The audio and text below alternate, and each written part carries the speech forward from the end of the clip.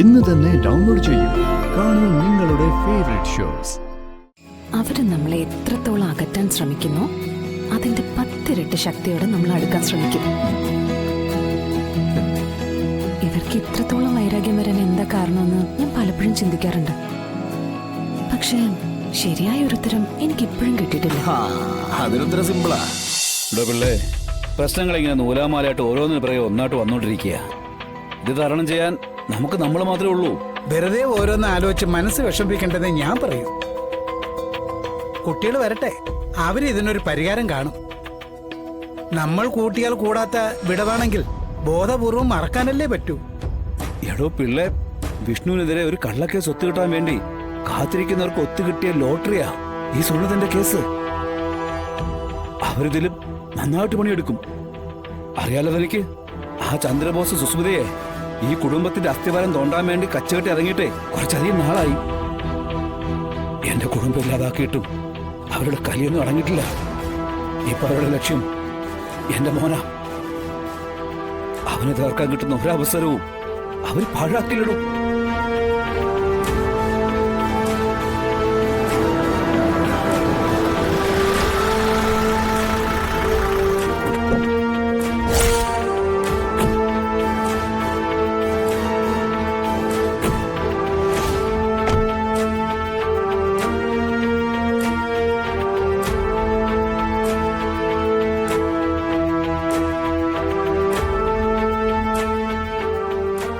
എന്ത് സാറേ?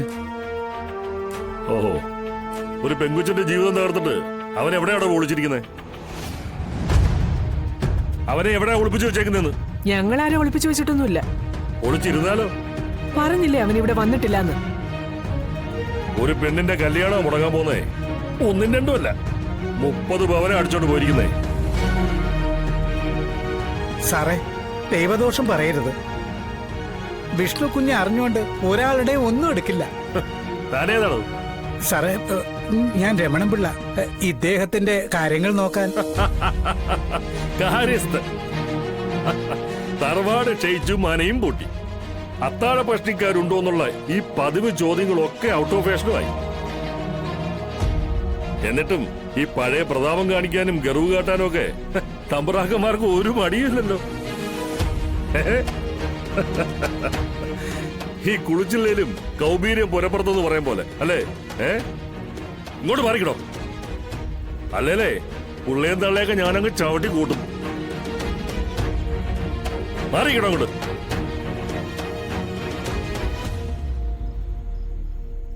ഇനി സത്യം അങ്ങ് പറഞ്ഞു. എവിടെയാ കള്ളനെ ഒളിപ്പിച്ചു വെച്ചേക്കുന്നത്? സാറേ, ഞങ്ങൾക്ക് അറിഞ്ഞൂടാ. വിളിച്ചിട്ട് കിട്ടുന്നുമില്ല. എങ്ങനെ കിട്ടും? 30 പവനല്ലേ അടിച്ചോണ്ട് പോയേക്കുന്നേ. അവൻ വരുന്നവരെ താനങ്ങകത്ത് കിടക്കും. പിടിച്ച് ജീവിക്കേട്ടോ. സുഖമില്ലാത്ത ആളാ, ഉപദ്രവിക്കരുത്. സാറേ എന്നുള്ള വിളിയെ കേൾക്കാൻ ഒരു സുഖമൊക്കെ ഉണ്ട്. ഇങ്ങനൊന്നും ആയിരുന്നില്ലല്ലോ മുമ്പ്. ആ മക്കളെ വളർത്തിക്കൊണ്ട് വരുമ്പോ നോക്കിയും കണ്ടൊക്കെ വളർത്തിക്കൊണ്ട് വരണം. കള്ളനും കൊള്ളക്കാരനും ഒക്കെ ആയിട്ട് വളർത്തിയ ചിലപ്പോ ഇതുപോലെ തന്തയ്ക്കും തള്ളയ്ക്കും വീട്ടിൽ കിടന്ന് ഉറങ്ങാൻ പറ്റിയല്ല. പോലീസുകാരെ ഇതുപോലെ കയറിയങ്ങ് മേയും. സർ, ഇവിടെ ഞങ്ങൾ ഈ 2 മനുഷ്യക്കോലങ്ങൾ മാത്രമേ ഉള്ളൂ, വേറെ ആരുമില്ല. അസമയത്ത് ഇങ്ങനെ വന്ന് ബുദ്ധിമുട്ടിക്കുന്നത് കഷ്ടമാണേ. അപ്പോ അവൻ ഞങ്ങൾക്കുണ്ടാക്കി വെച്ചേക്കുന്ന ബുദ്ധിമുട്ടുള്ളോ? 3 ദിവസം കഴിഞ്ഞ് ആ പെങ്കുച്ചിന്റെ കല്യാണോ? സ്വർണം കിട്ടിയില്ലെങ്കിൽ ആ പെങ്കുച്ചിന്റെ അവസ്ഥ എന്താ? ആ കല്യാണം മുടങ്ങിയ ആ കുടുംബം കൂട്ടി ആത്മഹത്യ ചെയ്താ ഇതിനും വലിയ ബുദ്ധിമുട്ടായവരെ മാറില്ലേ? അതുകൊണ്ട് ഞങ്ങൾക്ക് ഈ വീടൊന്ന് സെർച്ച് ചെയ്യണം. ഏറെ നോക്കണോ? ശരി സാർ.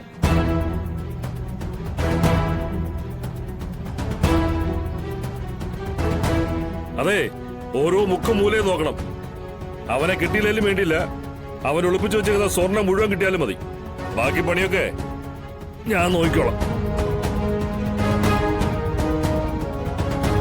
ഗതി കേട്ടാ പുലി പുല്ലും തിന്നുന്നത് കേട്ടിട്ടുണ്ട്. പക്ഷേ ഇത്ര അതപ്പതിക്കുമെന്ന് ഓർത്തില്ല. കഷ്ടം. ആ, നിങ്ങളെന്തായാലും സുഹൃത്തം ചെയ്ത തന്തേ തള്ളയാട്ടോ. മരുമോൾ IAS കാരി. എവിടെ പോയാലും പോലീസ് പ്രൊട്ടക്ഷൻ ഉണ്ടാവും. ആവശ്യപ്പെട്ട 24 മണിക്കൂറും പോലീസിന്റെ സേവനവും കിട്ടും. ഇപ്പോ ദേ ആ മകനും ആ ഭാഗ്യം വന്നിരിക്കുക. രണ്ടും രണ്ടർത്ഥത്തിലാണെങ്കിലും കൂടെ ഉള്ളത് പോലീസാണേ. അതിനും വേണൊരു യോഗം.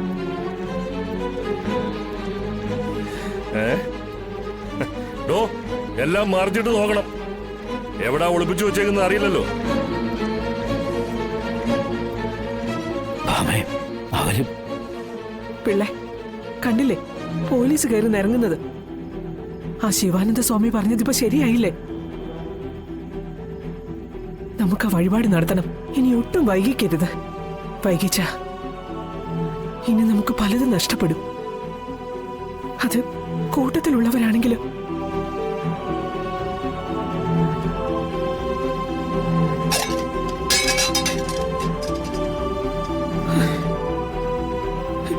അവരെല്ലാം തകർക്കട്ടെ, നശിക്കട്ടെ എല്ലാം. എന്തിനാ രാഘവട്ടെ ഇങ്ങനെ അപമാനപ്പെട്ട് ജീവിക്കുന്നത്?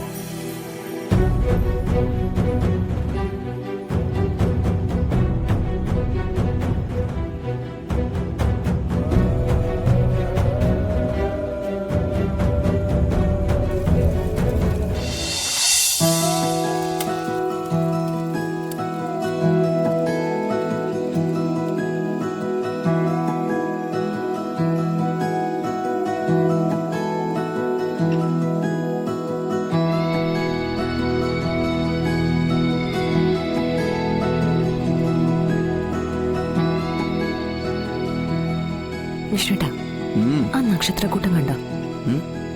അതിലേ ആ 2 നക്ഷത്രങ്ങള് നമ്മളെ തന്നെ നോക്കുന്ന പോലെയില്ലേ?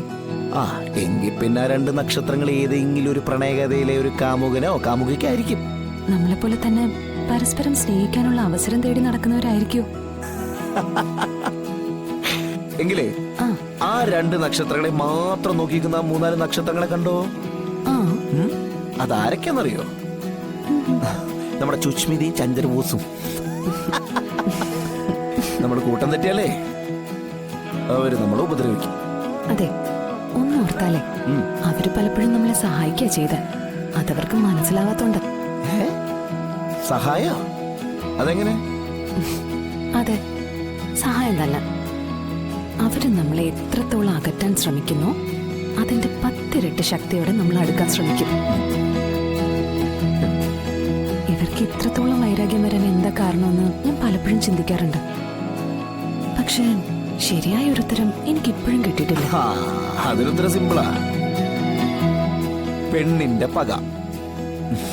എടോ, ഒരു പെണ്ണിന്റെ പകയിൽ നിന്നല്ലേ മഹാഭാരത യുദ്ധം വരെ ഉണ്ടായേ. എടോ, ഈ പരിഗണിക്കപ്പെടാനുള്ള ആഗ്രഹമാണല്ലോ ഈ പ്രണയമായിട്ട് മാറുന്നേ. അപ്പൊ ഈ പ്രണയം അവഗണനയിലേക്ക് വഴി മാറുമ്പോ അവിടെ പക ജനിക്കുന്നു.